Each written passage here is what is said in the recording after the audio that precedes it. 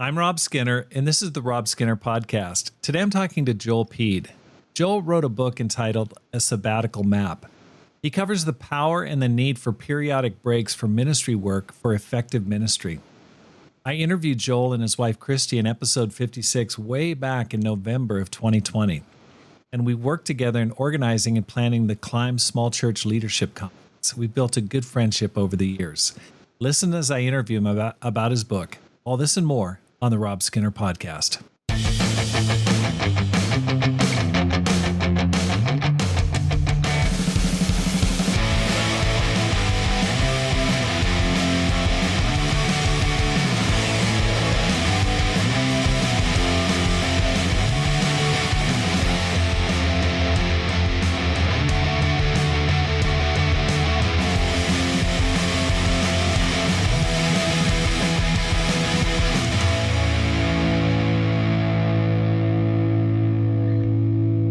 Welcome back to the Rob Skinner Podcast. My goal is to inspire you to live a no-regrets life, make this life count, and multiply disciples, leaders, and churches.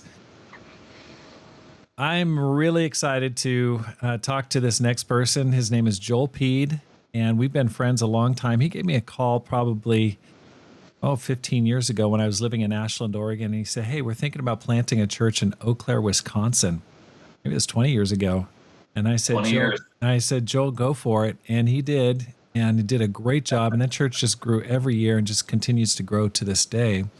And he gave me another call probably about 5 or 6 years ago. And he said, hey, I'm thinking about starting a small church leadership conference. Would you be interested in helping me? And I said, absolutely. And so we've been working on that together. And we added Joel Nagel. And we worked together in helping that conference get off the ground. I hope you're going to be going this October to Lansing, Michigan for the Climb Small Church Leadership Conference, first weekend in October.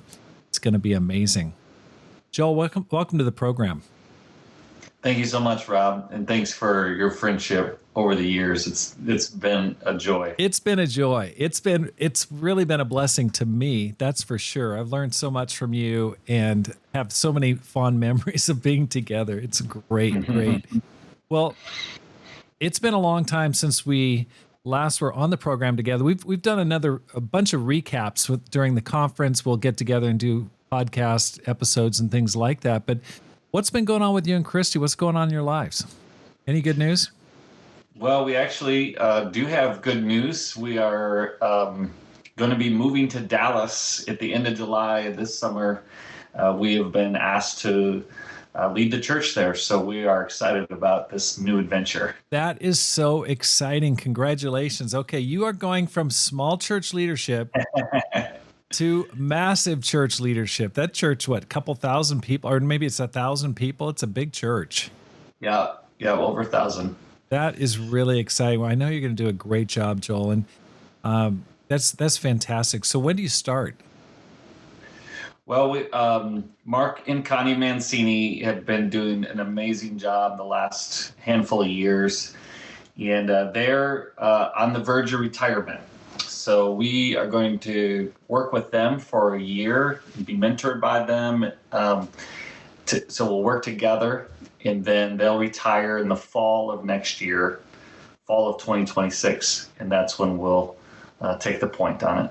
Wow. Okay. Well, that's a subject of an entirely separate podcast discussion I'd love to talk to you about. Yeah. But that's fantastic. I know you're going to do a great job. Well, congratulations. Please pray for us. Oh, man, that's great. You're going to need prayer, but you're going to do a great job. God's going to glorify himself through that. Amen. Joel, I just read your book, A Sabbatical Map. Now, you've written a book since this came out. I know you're needling me, but I know you've written one on I think it's called A Sabbath Map. Is that right? Just came out fairly recently. But I did get to your first one. I'd like to start them in order. But what triggered it is I am going on a sabbatical starting May 1st. And Pam and I are really looking forward to that. We are really excited. We've got a change going on. We are moving to Boston, Massachusetts. And so in between our posting here and going to Boston, we're going to take a sabbatical. Haven't ever taken a sabbatical. And so this is kind of a first time for me. Why'd you write this book, Joel? What caused it? I think that minister wellness in restoration and renewal, I believe, is crucial for a healthy church. It's got to start with a minister who's renewed and restored and revived consistently. So I think that what we discovered was these 7-year sabbaticals are a part of God's kind of restoration plan, with a daily renewal, weekly renewal, with the Sabbath, seasonal renewals, with solitude retreats and celebrations.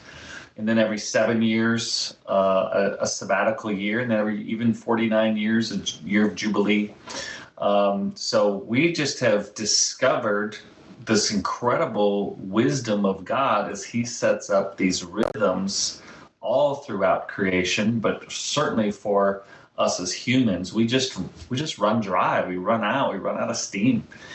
And finding renewal, and not just doing it when you feel burnt out, but doing it consistently, like changing the oil in your car, we believe is one of the crucial parts of a healthy leadership, which then is positioned to really lead and build a healthy church.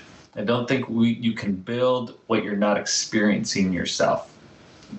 And people feel that when it's authentic. So this where we really stumbled upon this whole principle of Sabbath and seasonal solitude and sabbaticals.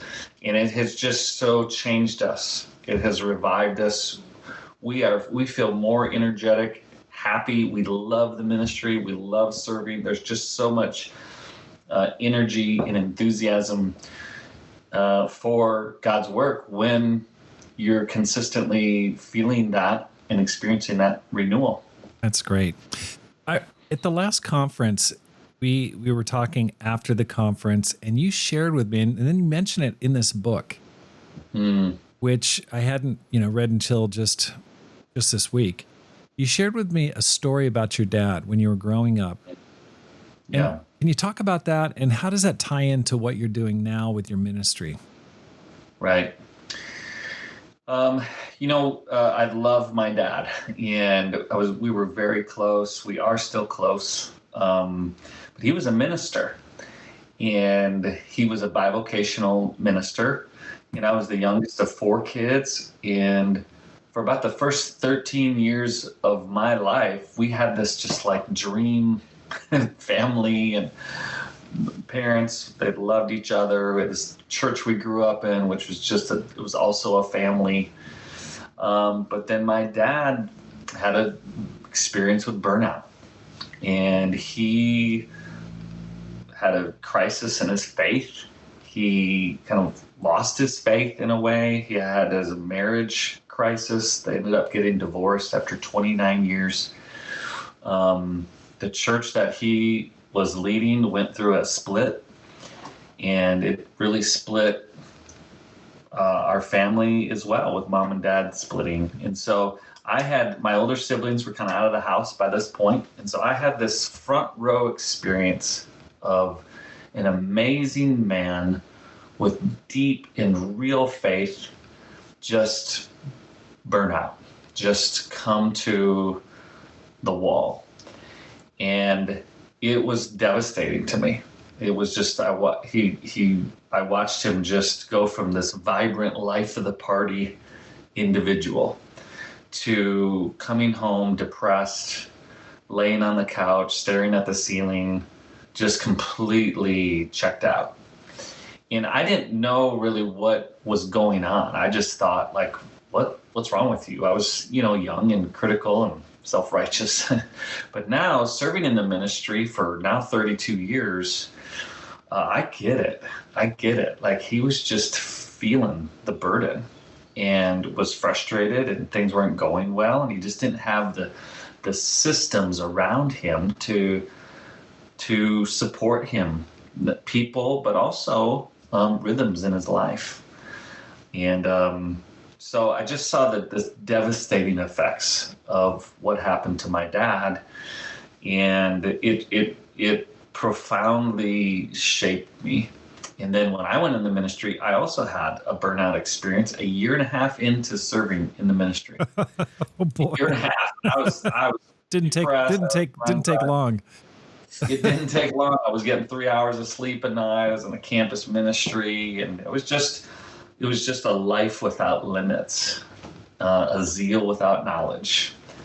And I paid the price. And at that point, I started to understand, oh, I get it. Because it's not like, I mean, you love God. You try to read the Bible, but you're just like comatose as you're reading and trying to pray and not being able to pray.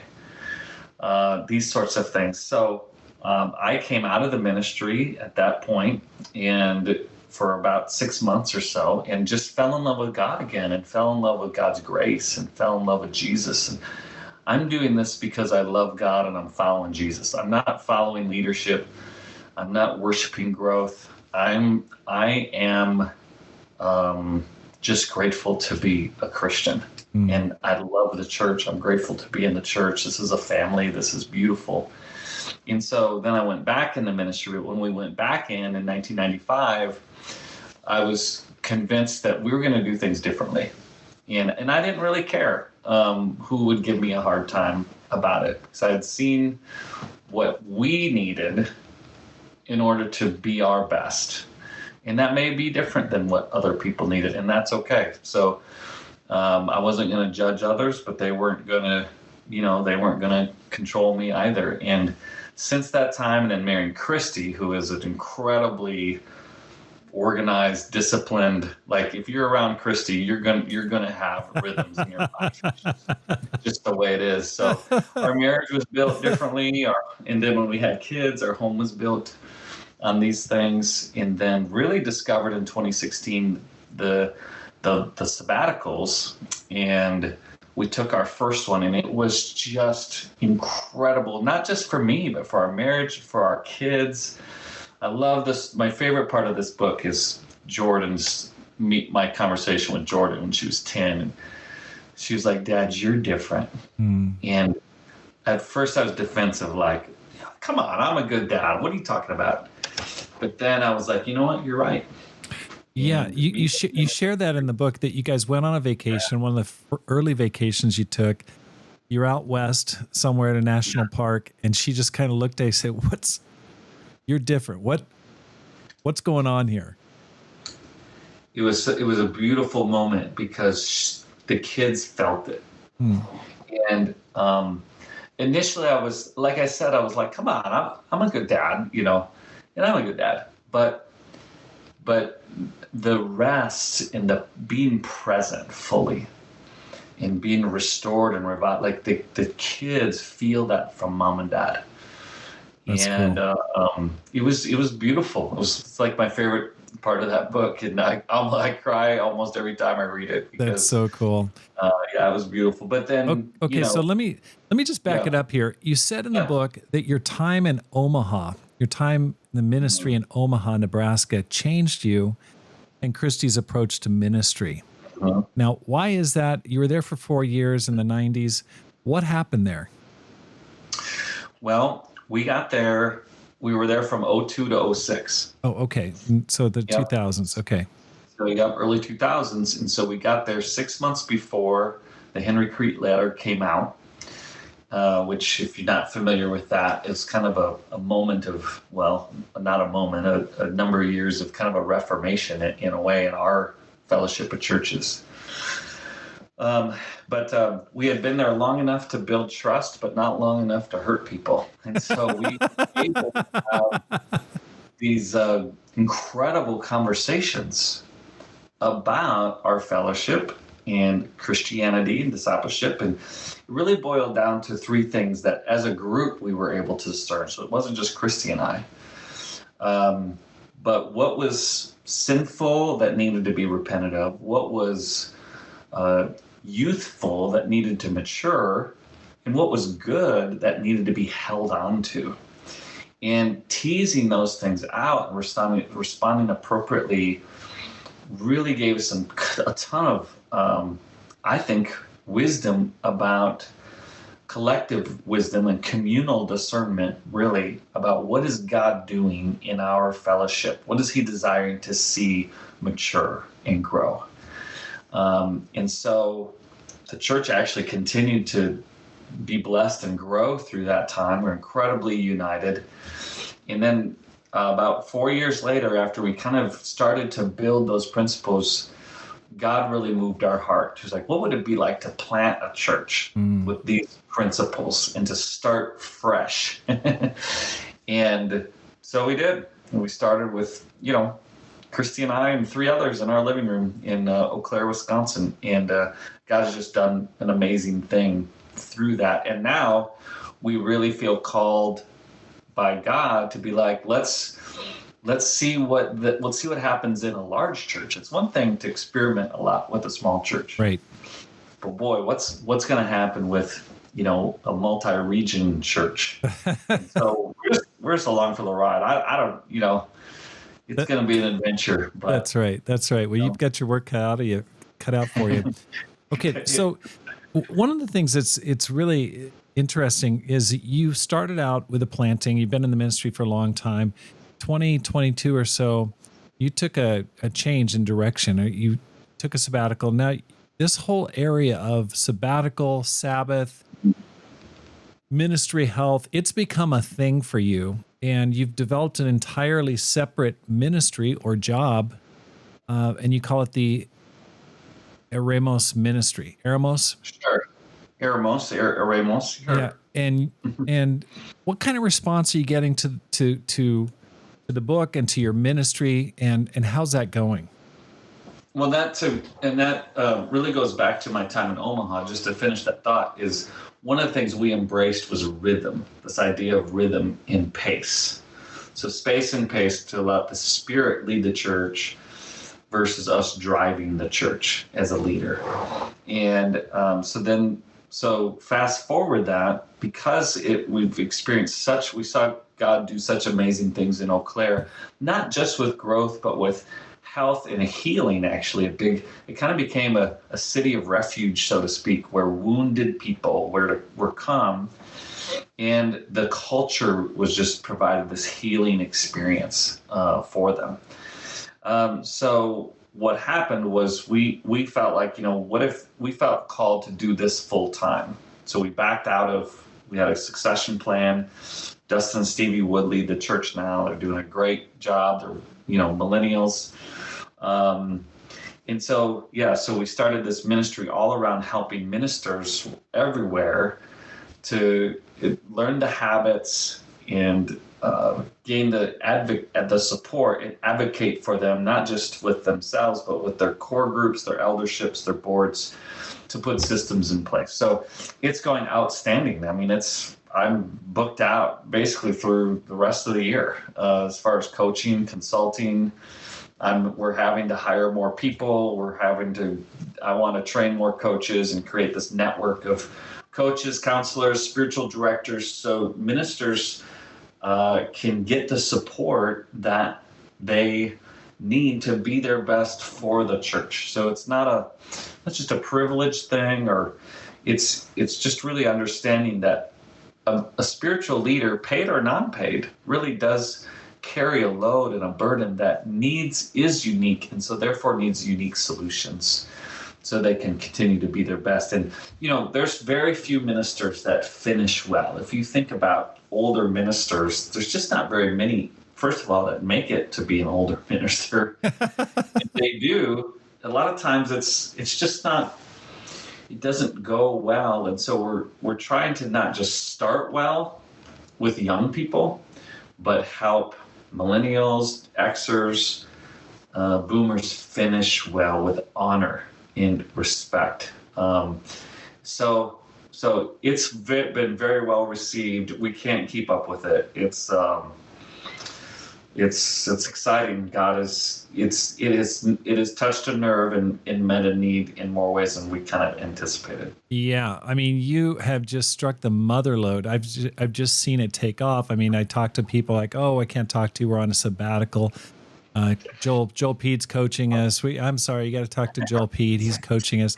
You are busy. I mean, you definitely have really built something fantastic and have met a need. I think it's a huge need that people are feeling.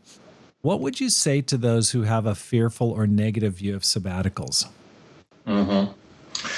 I would say to get the book, because A.T. Arneson, in the second edition, A.T. Arneson wrote a foreword, and he's just super real about kind of his own journey of first hearing about this from us in 2016 through now 2025. In A.T. and Marcy actually took a sabbatical in 2024 and called me after that, and he's like, he's telling me about it, and he's like, well, I just got to say something. I'm like, oh, what? He's like, you've been right all along. And he talks about this in the forward. But I was like, what? I can't quite hear you. Could you say that again, please? Like, what? Keep that in writing. So we were laughing about it. But then with the book, I thought about how cool would it be to have someone share their initial suspicions, fears, what's going to happen at the church. Mm-hmm. What if, there's all kinds of anxieties around this. What am I even going to do for 3 months? Yeah. And he walks through that, and how then that when they experienced it, it was like, oh, so the reality is we don't know what we don't know. Right. And if we've never experienced it, we're not really in a position to criticize it, because you don't know. Yeah. And so I just think that more and more people who are discovering this, they look back and they're just like, oh my goodness, I wish we could have done this, decades ago. Yeah, so it's okay to have those kinds of fears and those worries and those anxieties. I don't criticize them. I think that I would encourage people not to let Satan use those things to steal really the gift that God desires. That's right. To give. That's right. Well, you mentioned it in the beginning. You talk about how the view in the past has been it's more of a penal or a punishment. I've joked with you in the past saying it. Sabbatical is Greek for pre-firing. And I'm sorry, but that's the truth. I've known a number of people who've gone on sabbatical, and they never came back. They didn't have a job when they came back. Right. And it's just, it was like, whoa, if I take a sabbatical, I may not have a job. It's kind of like musical chairs, the chair's taken away from you when you return.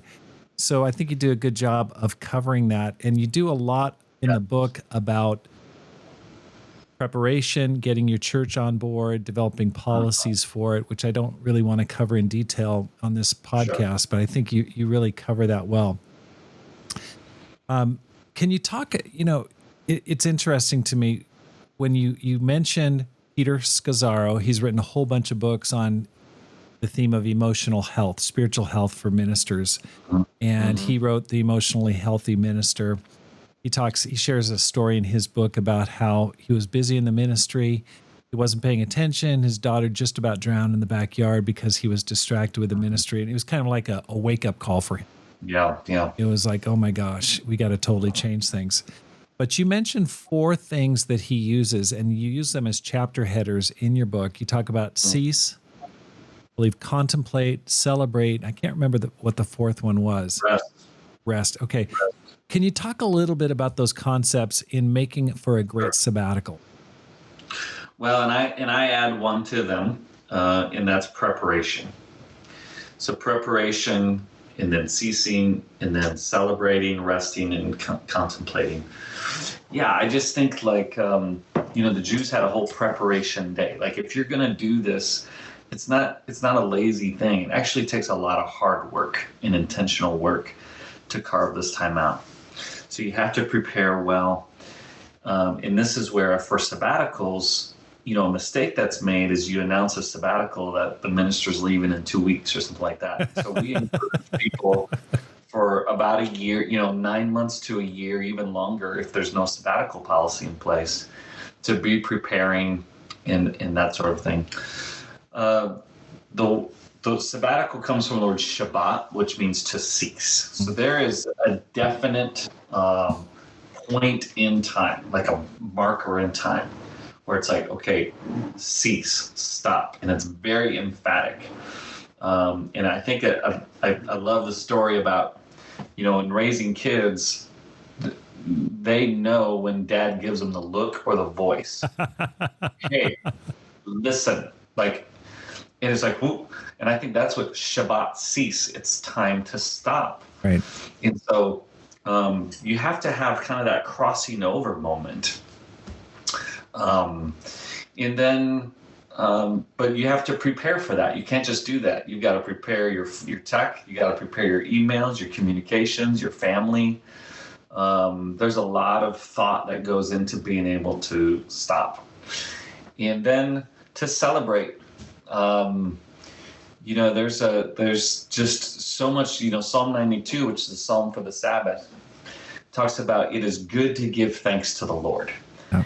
And we get so caught up in all the things that are not good, things that need to change, things that need to grow, things that need to do better in ourselves, in our families, our churches, that we actually miss, like, whoa, look at all that God has done.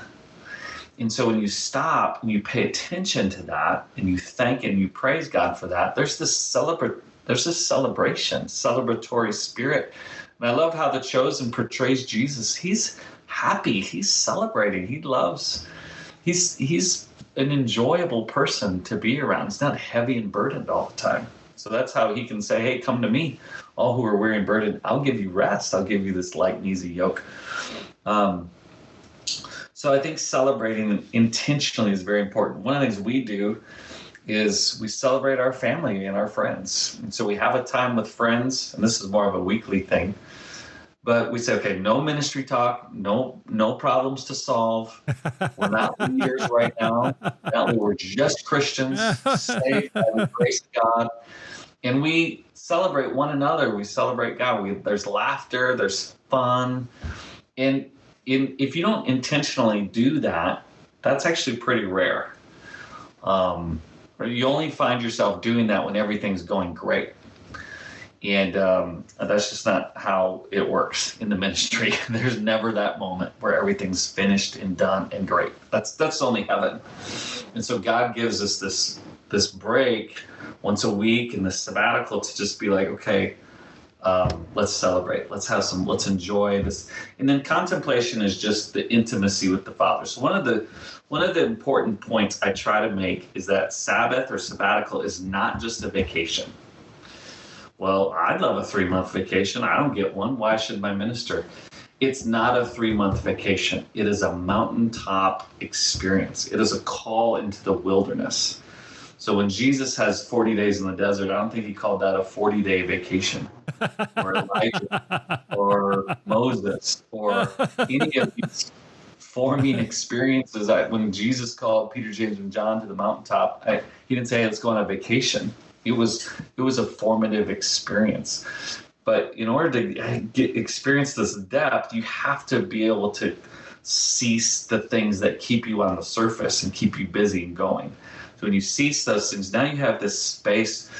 Isaiah 40, clear the way for the Lord in the wilderness and make the crooked path straight and the rough places smooth. And I think there's a lot of like, hey, I want to be intimate with you, the Father saying this to his children, but it's going to take some work. We're going to have to clear some things out in order for us to go deeper, right, and then God to come to those depths to bring healing and perspective and speaking those deep things to us. So the contemplation part is just, I think that's one of the biggest differences from,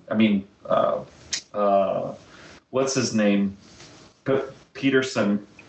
Eugene Peterson called a day off is a bastard Sabbath. It's not a real Sabbath. So when ministers say, well, I take a day off, it's like, no, that's not a Sabbath. That's a non-work day. Sabbath is a spiritual time. That's why God declared it sacred in Genesis chapter 2. He declared it sacred. So it's a time filled with the Spirit in his presence, and then he blessed it, which means he filled it with his life. And so at the end of a sabbatical, your leader is now filled with life, vision, and hope, and fresh perspective, and fresh ideas, and energy, and you're just like, let's go. Like Kurt Simmons is a hero in the faith of mine, and ministry for 40 years. He went on a sabbatical, and we talked afterwards, and he said, there was not this huge, profound insight that I had. So just everything about my Christian life, I'm just so excited about again. I love going to church. I love reading the Bible. I love singing to God, and I love meeting with the brothers. And so he was just communicating this. That's the blessing. That's the filled with multiplying life. Okay, you talk about that. You talk about receiving your sabbatical gift, and I want to come back to that. But before I do, I want to talk a little bit. You mentioned that briefly. Some are listening to this podcast and they go, "Well, that's great for you, Joel. You just take vacations and you're in the ministry, and what? I'm working a job in a bank. I'm working a job. Right. I'm a salesperson. Right. I don't get a sabbatical. What about me? Or a person who's in a developing country. They're working self-supporting in the ministry, and they may feel a little put off. Like, well, how does this even apply to me? Like, how come ministers get a special dispensation for a sabbatical? How do you address that issue? Well, first of all, it's a great question, and I think it's a question that needs to be asked, but also answered. And there are answers. I think that one of the things I communicate is that there's up to about 25% now of Fortune 500 companies that have sabbaticals for their employees. So it's not just for ministers. And one of the things that you can do is talk to your employer. You can advocate for paid sabbaticals. You can there's actually a book written called Power Sabbatical that's written to employees about different creative ideas to be able to get as much of this as possible. So I wouldn't, I push back against the thought. It's like, well, I just don't get one. It's like, well, maybe you don't. And if you don't, then there's certain things that we can do. So we're working with a lot of non-paid leaders who are volunteers leading family groups or elders or whatever that are pouring themselves out for church after a very demanding job. And so we're working with them about how to take leadership sabbaticals. And so some have taken 2 months off of serving in that role and have just enjoyed being a Christian. And then they come back to that role. So we're working with non-paid leaders as well. And honestly, even just acknowledging that they're working so hard on top of a secular job and how hard that is actually does them a lot of good just to feel heard and seen. Right. But then coming up with solutions that your role is not your identity, and to be able to stop that role, experience some refreshment. I have a scholarship fund. I try to fund, help them with the costs of different retreats or whatnot. So I think that we try to meet that need, first of all, with non-paid people. And it may look a little different than a minister, but it can still be very, very refreshing. That's great. No, go ahead. There's a part 2 to that. Yeah. The other thing I would say is that I use the analogy of a 5-legged stool. So most people, they have their job, their family, their hobbies, their work, and their church. And if one of these things is not going well in their friendships, for example, so if one of these things is not going well, you can lean on the other things. So if church is a bummer on Sunday, I go to work on Monday, and, but if work is a bummer, it's like, oh, I can come home, go to church. Or if my marriage is struggling, it's like, well, I can go to church and then I can go to work. And there's not all this pressure. So the unique thing about a minister is all of those, it's like a 1-legged stool. It's your friendships, your faith, your church, your job, your family, is all in that one leg. And so that puts a lot of pressure and complexity to that. And so therefore, you can't just go to work to escape from church. You can't just, you can't just go to church and when your faith is struggling, you're trying to preach a sermon. And so therefore, the sabbatical is a unique solution to a unique strain and burden that minister carries. And so I try to help, and actually, when churches understand that, they desire to bless their leaders with this. They want them to do. I had people who were kind of opposed stand up at the end of the class and just be like, "What do we have to do to help our ministers to bless them this way?" And I think if you view your minister as a part of the body who also needs to be shepherded versus kind of the leader who needs to shepherd everyone else, then you view them as human, you view them as with unique needs, and if you seek to understand that, it arouses the compassion in people. And every part of the body needs to be shepherded. So we're not saying that the minister is the only one who feels the burden, but it is unique when it is your profession. And so there needs to be a unique solution to help them still be healthy. And the bottom line is, when you look at the minister wellness stats, I mean, the average minister lasts about 5 years in the ministry, and they're out. They're done. So if we want a church with 5 years of experienced ministers, if that's what we want, then let's just ignore this. But if we actually want ministers who stick around and have wisdom and age, then we need to build that. That is really powerful. I've never heard that analogy used before. The 5-legged stool versus the one leg. And I go, that makes perfect sense. That really delineates the difference, because as a minister, everything that you value is wrapped up into one thing. I mean, you try to explain it to people like your career is in church, which is important to you. Your family's wrapped up into it. Your kids are wrapped up into it.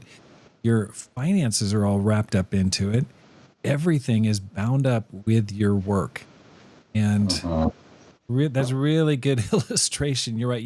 There's no exit strategies. There's no, something else that you can flee to find rest or recuperation. So that was, I don't know. Can I give another metaphor? Yeah, go ahead.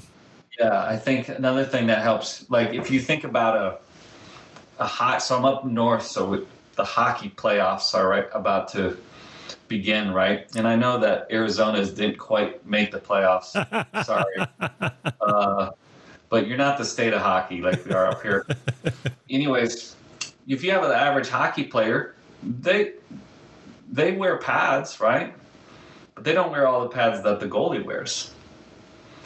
And the average hockey player shouldn't look at the goalie and just be like, "Why are you putting on all those pads? Come on, like this, you're soft, you're being weak, just, I don't need to wear those pads. Why do you?" Like, they wouldn't do that because they're not the ones with the 100-mile-an-hour rock hard pucks flying at their head every 5 seconds, right? Or a catcher. Like, hey, hurry up. I don't need to wear those pads. I don't have shin guards out in the outfield. Why should you put shin guards on? So I just think that it is different. It is unique. So it needs a unique, things to keep us safe. One of the things that I like to explain is like the FFA with the rules around being an airline pilot. They have rigid rules, and we've all sat in a plane until the pilot can go because he doesn't have his hours of resting, right? Right. And it's a little irritating in the plane. Come on. Right. They have to replace the pilots because his time has been expired. Yeah. Like I work more than 20 hours a week. Why don't you work more than 20 hours a week? But then it's like, wait a second. This is about the safety. Right. And we don't want the plane to crash. Yeah. But look at all the ministers who are crashing. Yeah. Look at all the churches who are crashing. And we're paying the price for neglecting this. Yeah. But the tide is turning. And I think we're learning now how to do this better and more sustainable and more spiritual. It's not, church isn't dependent on a human leader being in everything every moment, right? Yeah. Jesus makes the church, the Spirit's the heart of it. So Yeah. we got to learn how to depend on him more, and then that gives us appropriate limits. Thank you. Okay. What's the quickest way to, okay. let me get back to this. Okay. In the book, you talk about get your sabbatical gift. I mean, that just caught my eye right there. What do you mean by that? Okay. What do you mean? Wait for your sabbatical gift. What are you talking about? Well, the Bible's, Jesus says, "Come to me, all who are weary and burdened, and I will give you rest." Physical, for our human bodies, rest is not something we achieve or accomplish. We try to, and we lay in bed trying to go to sleep. It doesn't work. It's a surrender into. It's a gift of God. We put ourselves in position to rest. God gives us sleep. And so Sabbath is a gift from God. The weekly Sabbath is a gift from God for humanity. The first day of humanity was a day of rest. But it wasn't just a day of nap time. It was a day of restoration. It was a day of life. It was a day of intimacy with God, walking in the garden, enjoying the creation. So that was a gift. And then we go do our work. If you try to go one of the biggest things I do in coaching is try to help people understand that this is not something you do well. This is something you receive. I see. And so let's let go of the performance and receive from God this gift of ceasing, celebrating rest, physical rest, which, by the way, most ministers will come back and communicate, "I had no idea how exhausted I was." And we just really don't. We're used to functioning on adrenaline and caffeine and the next hit and all those sort of thing. And once we stop, just like Elijah, I mean, he slept for a couple whole days. And most people are just like, wow, there was a level of exhaustion going on in my bones that I wasn't aware of. Right. You talk about that in the beginning of the book. You say, listen, don't feel bad that you're sleeping in and taking the extra time to sleep in, and just enjoy. Don't feel guilty. And you have a whole section there on the importance of sleep. I thought that was really interesting. Okay. Yeah. So what are 3 essentials to a great sabbatical experience? Mm-hmm. And what are 3 ways to blow a sabbatical experience? Yeah. Well, I would say 3 essentials. Number 1 is prayer. Okay. I think you have to get the whole church praying for you. Get your family praying. And when I say prayer, I mean, specifically, you have to decide what is it that you're asking for. So my first sabbatical was more of renewal, refreshment. My second sabbatical was more transition. And it just so happens that Pete Scazzaro describes his sabbaticals this way as well. So that was kind of cool. But what are you asking for? So prayer is essential. This is a spiritual thing. I would just say the second essential is preparation. You have to prepare the church, prepare yourself, prepare your family. You have to prepare your emails, prepare your text messages. You got to get that burner phone. Work will come find you. It's a lot like with the disciples and Jesus. Like, he put them in the boat and made them go to the other side, and then he dismissed the crowd, and then he went up to the mountaintop. So there's like 5 layers of get away from me right now.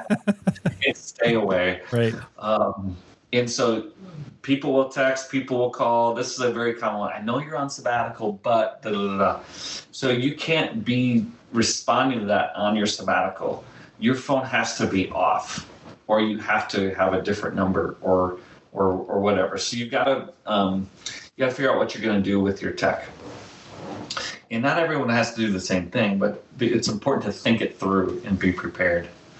And then I think that the third essential is just to have a plan of how you're going to enjoy the time, having fun, celebrating. Most people who are ministers are very conscientious and can often feel guilty when they're not working or just being productive.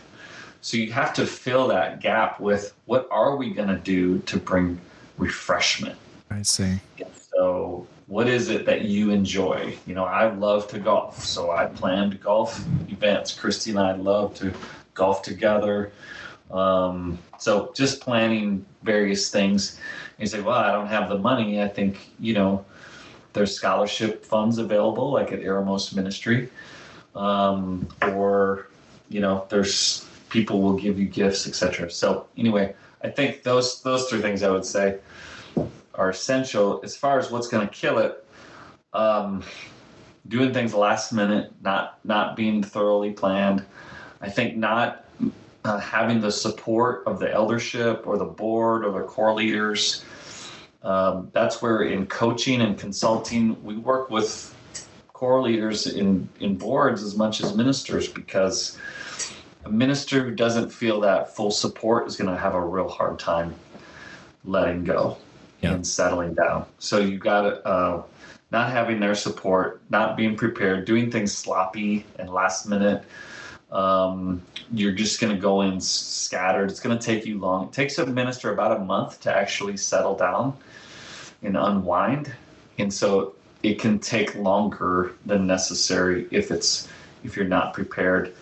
I think what's going to kill it is not being coached, not having someone who can talk you through these thoughts about, is this even right? And what am I doing? And I feel bad, and other people don't get this. Why should I? So having kind of processed through those things with a coach is going to be really helpful. I love the story in the book about John Lusk, and I asked if I could use his name. He said yes, but he's a dear friend of both of ours. But he goes on these hunts with these wild game, and he talks about his trip to Alaska and his guide. And I thought, well, what would happen if he didn't have a guide? Right. And not only probably wouldn't get the bear, right, but he puts himself in great danger. And I think something like this can be damaging if you go in unprepared. Yeah. So you got to be careful to stay out of trouble in these sorts of things. Right. At the very least, you're probably not going to get the most what you could get of the blessing. Exactly. So. I love the illustration with John Lusk, because I know exactly what you're talking about. He shot a huge grizzly bear up in Alaska, but there was a guide right by his side helping him. That's right. And they set it all up, and it enabled it to happen. And John shot it, but there was a lot of preparation there that went into it to make the opportunity happen. So that's fantastic. Just wander into Alaska. No, it's a big state. Wander into the backcountry of Alaska. Okay. I love this. One of the things that I found most helpful is you talked about finding the right location. You talked about you want to have a mountaintop experience, and you said Airbnb has options for sabbatical locations. Can you expand on that a little bit? Yeah. So I have a friend who I coached, James Rosenquist. They lead the church in Pittsburgh, James and Elena, and they're just amazing young couple.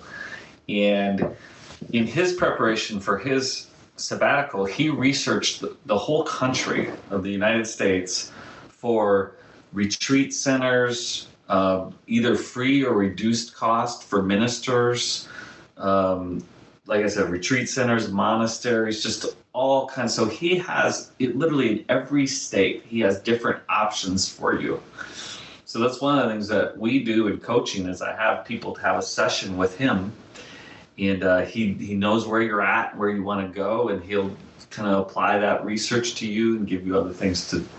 So, and that's not just for paid ministers, for leaders who are wanting to do retreats or members who are wanting to take some time of solitude. We have a place like a database like that. You can contact me or James Rosenquist for that if you're interested in that. We'd love to, share that. But even if you just Google like free or reduced rate, spiritual retreats, stuff pops up, and you call them. And these places are a lot of times donated by wealthy people who get it and want ministers to be taken care of. So they'll sometimes it's a donation, sometimes it's free, or it's usually reduced rate. That's awesome. Well, it really helped me because when I was finishing up the book, I read that and I was actually looking for a location for my sabbatical. And I thought, I really, I was looking at all these, I was getting kind of lost in the sauce. I mean, there's a million choices. And I thought, I really want to have an environment that helps me get close to God. And when you mentioned mountaintop, I thought, I want a mountaintop. I literally physically want to be in a place where I can look out and have a view all the time. Yeah. And so it helped me to narrow things down. And then right after that, I popped up on Airbnb, this beautiful cabin in, I won't say where it's at, but it's a really great location. And it's really just perfect. I just like, thank you, God. This is like exactly perfect for where Pam and I are going to go for a month straight. So I'm looking forward to that. Mm-hmm. Okay. I may say one caution. Please. I really discourage people from going to hotels. Okay. You want to try, and I love nature, and maybe you say, well, that's just because you love nature. But actually, I don't think it's just about nature. I think it's about getting quiet. And it's actually difficult to find the quiet. And one of the ways Eremos is translated is a quiet place. So hotel, you've got people all around, there's traffic, there's usually, so I discourage hotels. Try to find some sort of a cabin or somewhere that's alone, and try not to be in an Airbnb where there's other people or the host or whatever. So if you look hard, it's like, well, that sounds like a lot of money. It's like, there's actually, if you look hard, there's places that can be inexpensive, but you can find them. Absolutely. And it's worth it. I mean, you're investing in yourself. That's the way I viewed it. Absolute personal investment. Okay.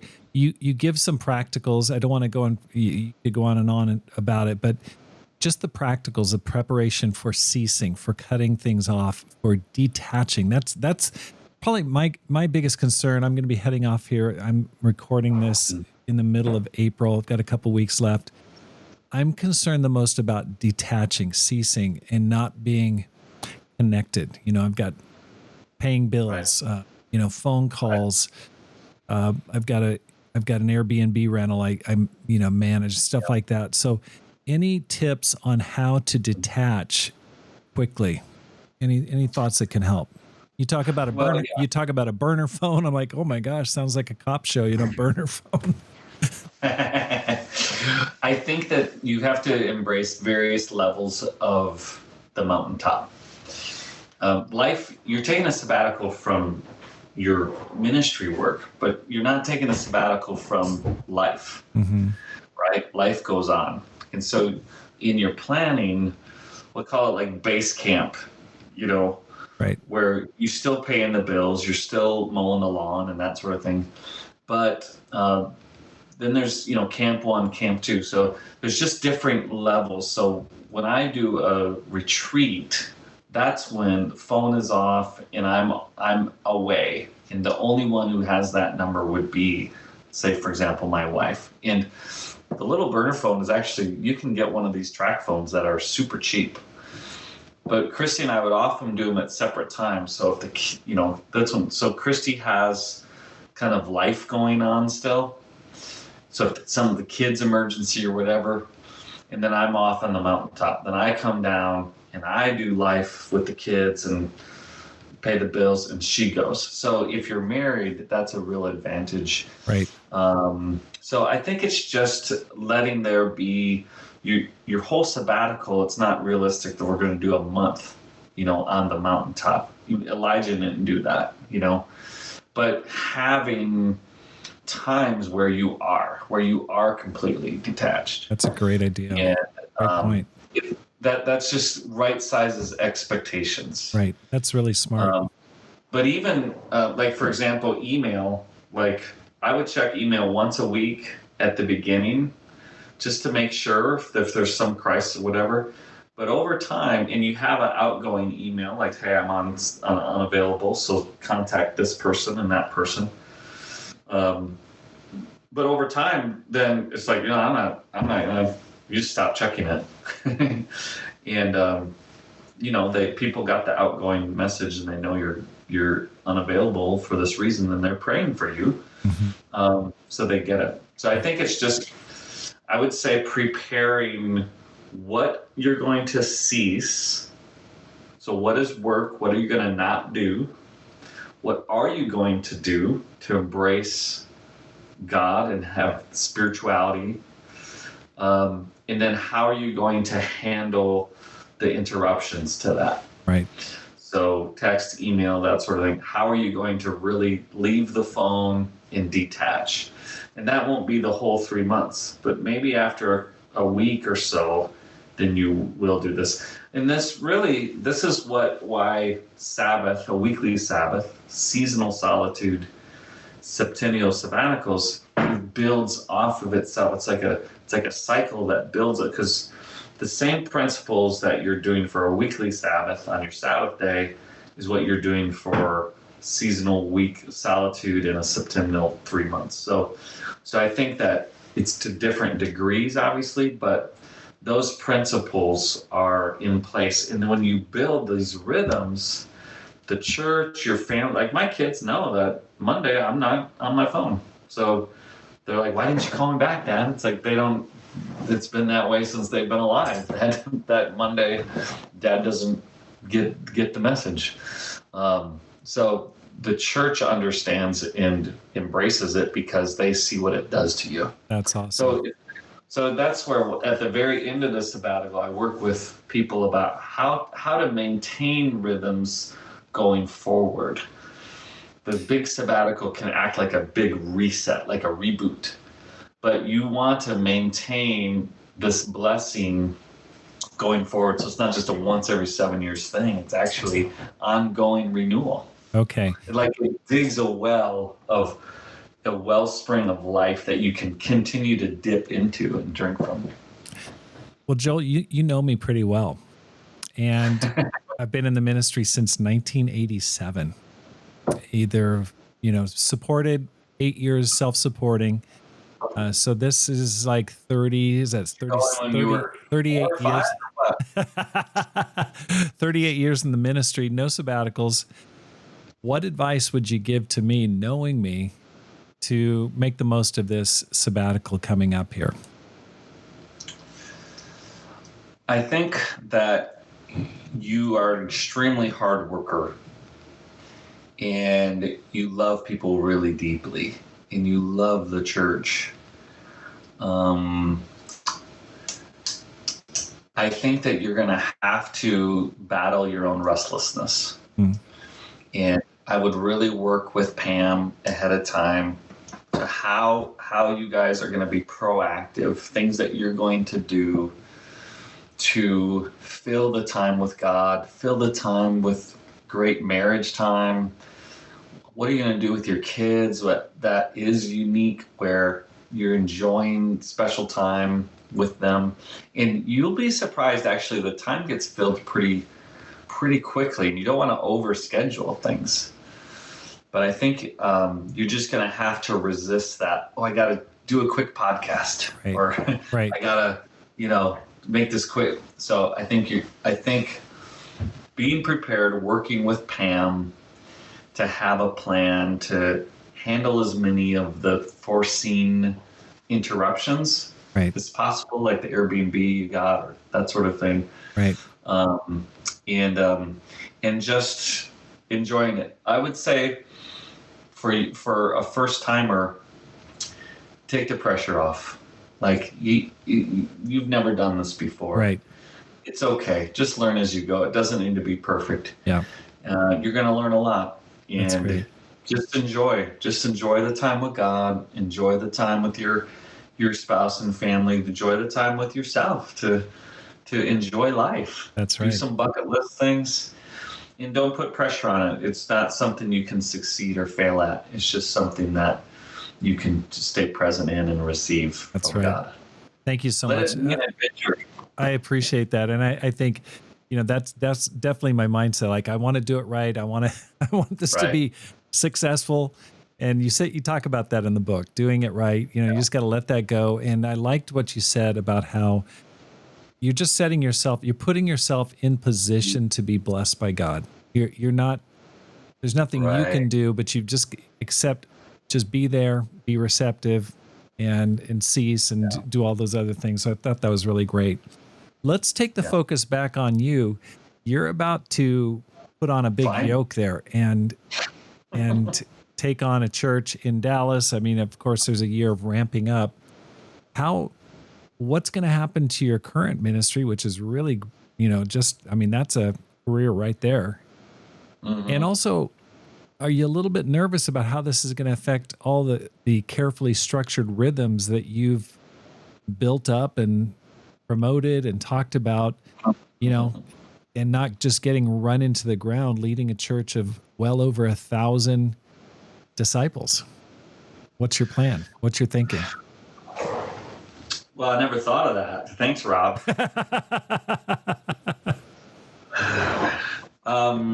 It's going to be an adventure. Yeah, I talked to AT and I was like, boy, does this mean Eremos is done? And he was like, please don't let Eremos go. Our fellowship needs this super bad. So in the interview process, we talked very carefully about, hey, this is who we are. This is what makes us who we are. If you're wanting us, you gotta embrace what makes us us, and how our family works and how our marriage works. And they're just super supportive. They're really eager for a new chapter and a new way. And that's not disrespecting the amazing people who've built that church up to this point. But so I anticipate that we will be learning as we go, but sticking to our rhythms as much as possible, adjusting a little bit. But they're creating the position so that to protect this. And then they're also creating another position as an executive pastor who will work toward, who that will be, in it largely to protect this spiritual emphasis that we have, the amount of time we look for in prayer and devote to that and commit to that. So they're creating this role, which is different than the way the role has been in the past. And then they're creating an executive pastor to handle a lot of things that that I don't like to handle or can't handle or don't know how to handle. So they're creating that. And then the small church, all the small churches around there, they know us and love us and are eager for that. So, we have a real vision to continue that as well, reaching out to the smaller churches around there. So, we're hoping and planning to maintain these rhythms, if not even further develop them. Right. Well, but we'll see. It's an adventure. I'm sure you'll be tested, but I'm sure you'll rise to the challenge. Well, Joel, thank you so much for your book, A Sabbatical Map. I read it. I'd recommend it. I thought it was great, super helpful, timely for me. I've read a number of other books. I mean, not a number, but probably two others along the way and going for the sabbatical. Yours was definitely the best by far. I really, really enjoyed it. It's very practical and helpful. If a person wants to get the book, where can they find it? It's on Amazon. Just search A Sabbatical Map by Joel Peed in both the Sabbatical Map book and the Sabbath map for members, everyone to do weekly Sabbath will come up there. Or you can go to our website at eremosministry.org. That's great. Hey, are you looking forward to the Climb Conference? Bro, this is going to be the best Climb conference ever. They just keep getting better and better. So excited about this conference. We're doing unique things based on past surveys. many people have said this is the most important conference in our fellowship. So over 70% of our churches are under 100. Yeah. And, whether you're, up to 200-ish type size, but the speakers, the classes, the way it's going to be super practically helpful, also inspiring, great fellowship. We're trying some new things this year as always. In Lansing in the fall, so we have a theme of seasons in life and seasons in the ministry. It's going to be the peak season of beautiful colors. So yeah, if you're not signed up yet to come to the Climb Conference, we always have a balance of minister wellness and ministry health and growth. And so it's not just about growing the church. It's also about, these types of principles we're talking about, but it's not just about you either. It's about practical tools to help the church really flourish. That's right. So excited about it. Love our partnership, Rob. You've been key in encouraging us from planting the church back in 2005 when I called you. Wow. To this small church conference in 2017. You had just written a book on small churches and like, hey, let's do this. You're like, yes, let's do it. So you've been a great partner and friend, and I so appreciate you and Pam, and I'll be praying for you for your sabbatical. Thank you so much. Thanks a lot. Thanks for the time, and thank you for your friendship. All the best to you. Thank you. Love you, Rob. Thanks for listening. Here's how you can help support the program. First, let your friends know about the podcast. Secondly, read and review one of my books, either How to Plant and Grow a Church or Courage, How to Make This Life Count. You can find them on Amazon.com. Or you can support the program with a gift today. The link is in the show notes.